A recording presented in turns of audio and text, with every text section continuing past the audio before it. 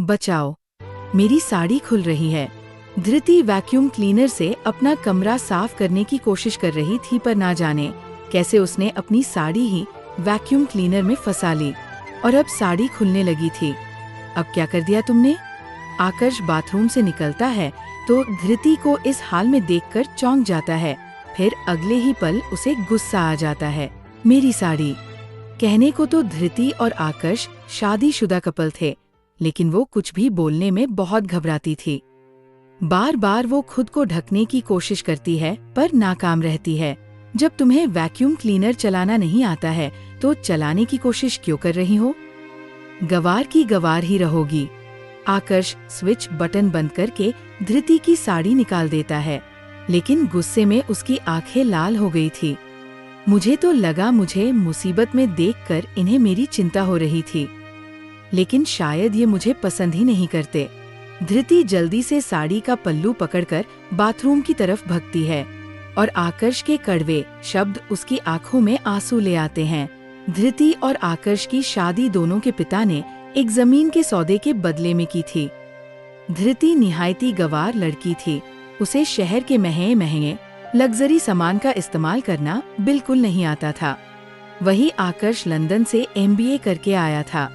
उसे गंदगी और धृति की गांव वाली भाषा बिल्कुल पसंद नहीं थी, पर अपने पिता के धमकाने की वजह से उसे जबरदस्ती धृति से शादी करनी पड़ी।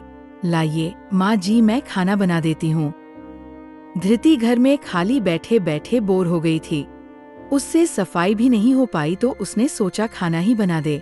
उसे घर के सारे काम आते थे, लेकिन यहाँ वो कुछ कर नहीं पा रही। कोई जरूरत नहीं है, घर में बहुत नौकर है, कोई न कोई खाना बना लेगा। तुम चुपचाप से एक कोने में जाकर बैठो। आकर्ष ऑफिस के कपड़ों में तैयार होकर नीचे आता है और उसकी माँ कुछ कहती धृति से वो बीच में बोल देता है और बड़ी ही रुखाई से धृति को मना कर देता है। ऐसे क्यों बोल रहा है बेटा? उसे मन है तो बनाने देना, ये बहुत अच्छा खाना बनाना जानती है। आकर्ष की माँ धृति की तरफदारी करते हुए आकर्ष को समझाने की कोशिश करती है। वो चाहती है कि धृति अपने गुणों से आकर्ष का दिल जीत ले। बनाती होगी, लेकिन गोबर के गंदे से चूल्हे पर। इससे पूछो क्या इसे माइक्रोवेव यूज करना आता है? पता चले अपने साथ साथ हमारे घर को भी आग लगा दे।